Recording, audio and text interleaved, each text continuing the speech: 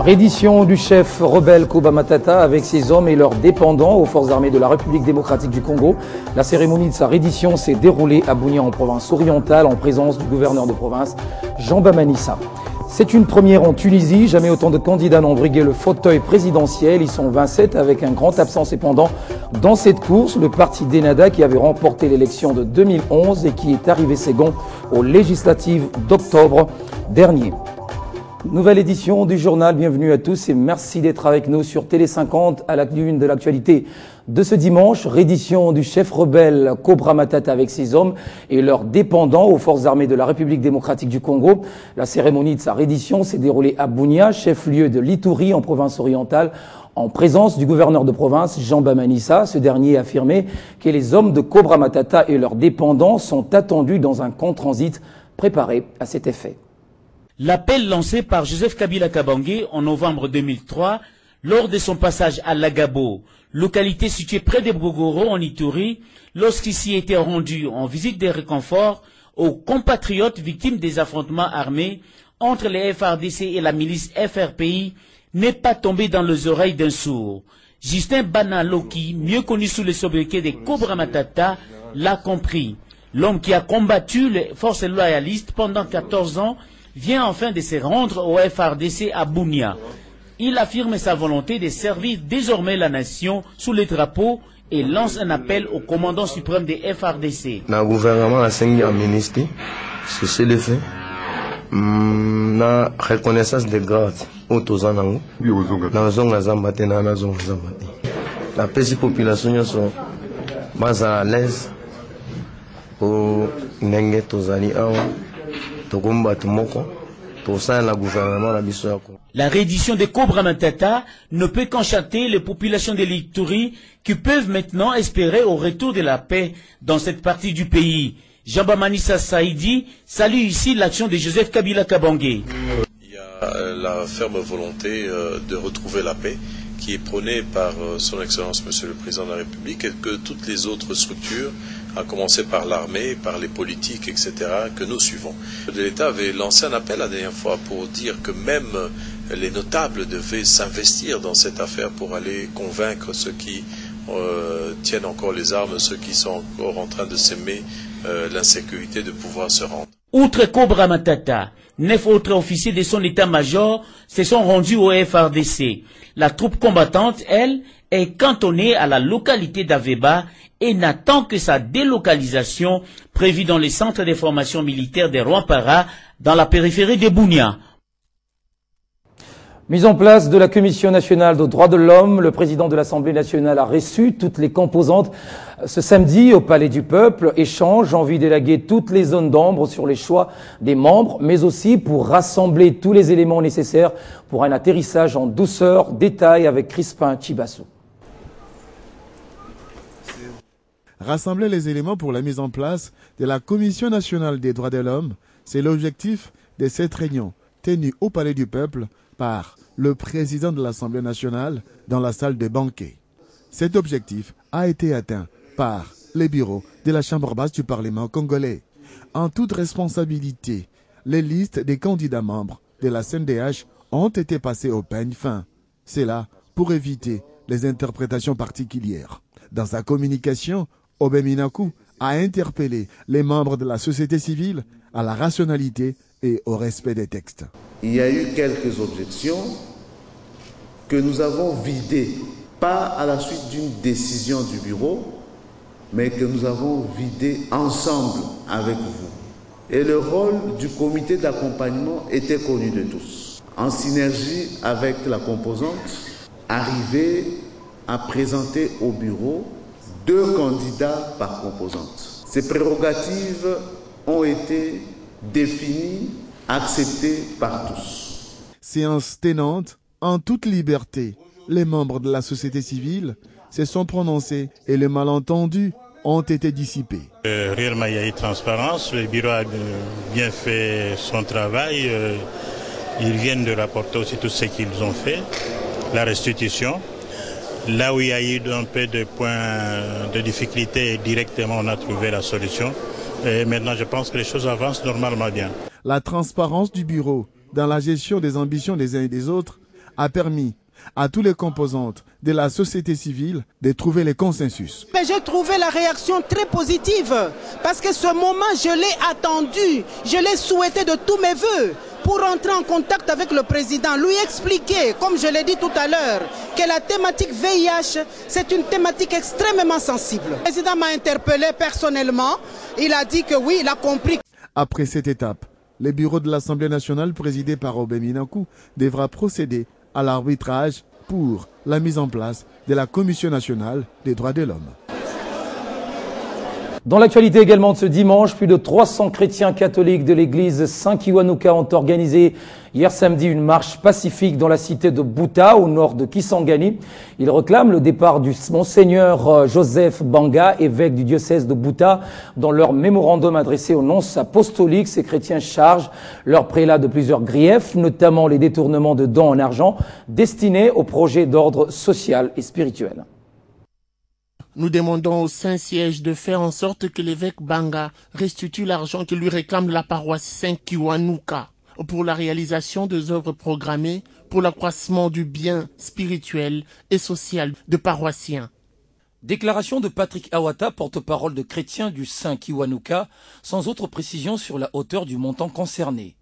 Les manifestants exigent également que leur évêque restitue les fonds destinés à la réalisation de projets dans d'autres paroisses du diocèse et dont parlent les prêtres du diocèse dans leur document du 7 avril 2014. Patrick Awata, lisant les recommandations formulées par les manifestants, exige que Monseigneur Banga soit mis à l'écart de la gestion de ce diocèse. Que soit retirée à l'évêque Banga la gestion du diocèse de Buta, car il ne mérite plus que nous prêtions nos oreilles aux causes des contre-témoignages qu'il étale en permanence aux yeux de tous, catholiques et non catholiques. L'église Saint-Kiwanuka de Buta totalise 8 mois depuis qu'elle est barricadée à l'aide de moellons à la suite du conflit qui persiste entre ces chrétiens et l'évêque du diocèse. Les paroissiens avaient saccagé lundi 19 mai dernier l'évêché du diocèse de Buta et l'évêque avait eu la vie sauve grâce à l'intervention de la police. Ils accusaient Monseigneur Joseph Banga d'avoir suspendu en mai dernier le curé de leur paroisse, qu'il accusait d'avoir fait un enfant avec une de ses paroissiennes mariées. La ville de Bandundu vient de totaliser depuis le 21 novembre dernier 45 ans. À l'époque, elle s'appelait Centre coutumier de Bandundu. À cette occasion, le gouverneur de province, Jean Kamisendu, a remis officiellement, après la fin de travaux, l'école Tuzolana à l'église catholique de cette partie du pays. Regardez. Tout commence ici, par ces cultes écuméniques organisés à la paroisse Saint-Hippolyte de Bandundu-Ville. Toutes les forces vives ainsi que les autorités politico-administratives se sont retrouvées pour rendre grâce à Dieu à l'occasion du 45e anniversaire de la ville de Bandundu. Le prédicateur du jour a affirmé que cette fête est un motif de joie, la joie de vivre ensemble dans cette ville et de partager la même histoire. Après les cultes écuméniques, le gouverneur des provinces, les députés élus de Bandundu ainsi que la population ont marché jusqu'à l'école primaire Tuzolana.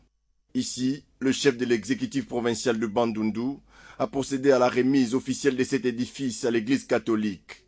À l'école primaire Tuzolana, un nouveau bâtiment de 6 classes a été construit par le gouvernement provincial. Un deuxième bâtiment se trouvant dans un état de délabrement très avancé a été détruit pour être remplacé par un bâtiment de 10 salles de classe. Et un troisième toujours à l'école Tuzolana ainsi que le bureau du directeur ont été réhabilités. L'école est maintenant équipée de bancs pupitres. La ville de Bandundu, ex-centre extra-coutumier, a changé de dénomination depuis le 21 novembre 1969.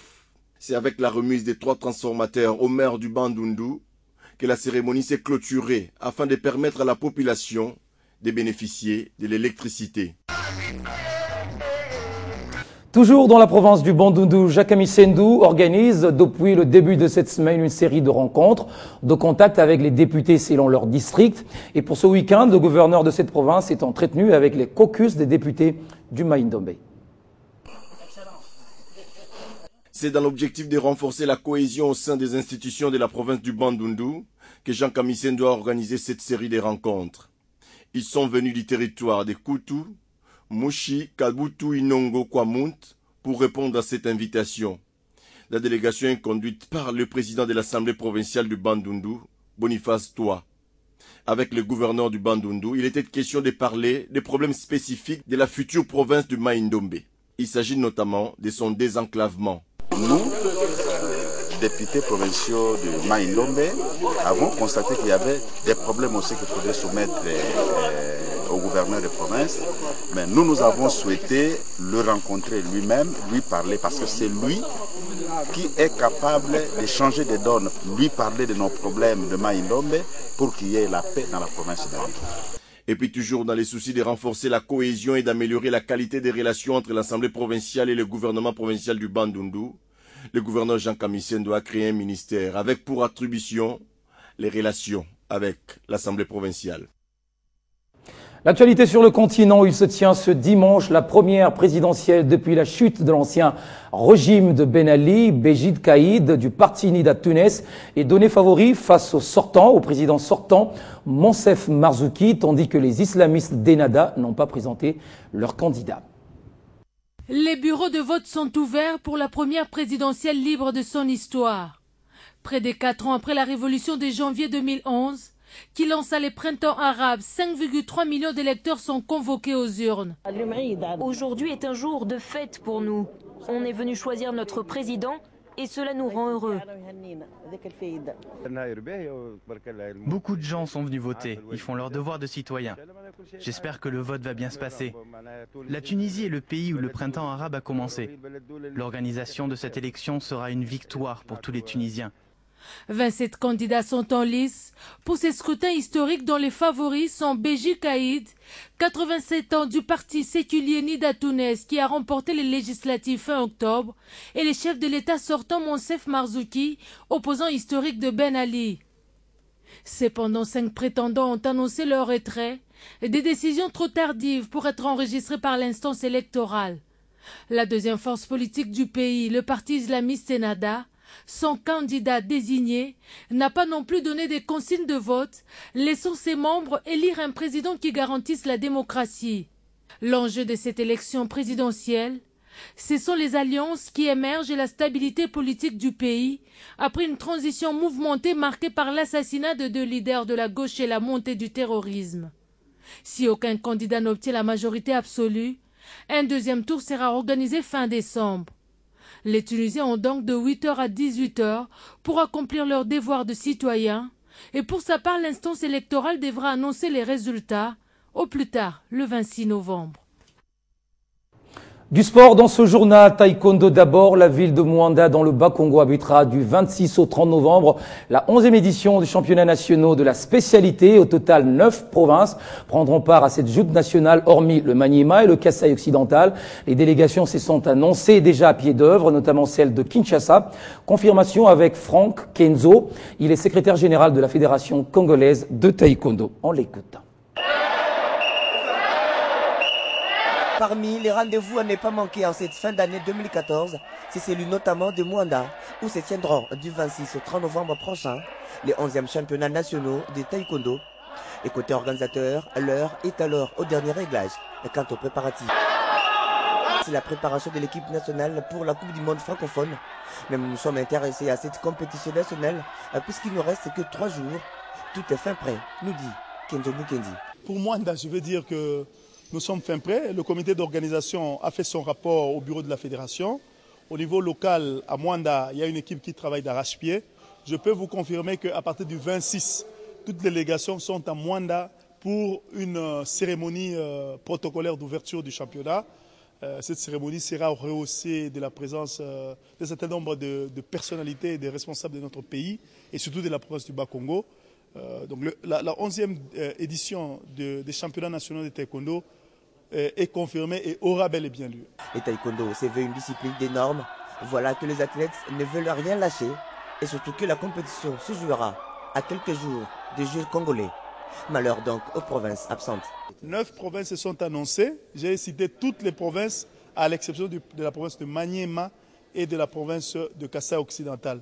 Toutes les autres provinces sont de la partie et ce championnat s'annonce haut en couleur la veille des Jeux congolais. C'est vraiment, comme on dit, grandeur nature, une expérience avec plastron électronique. Je peux vous rassurer que ce championnat est inédit. Tout est fait prêt. Les 11e championnats nationaux sont bel et bien maintenus à la date initiale. Côté athlète.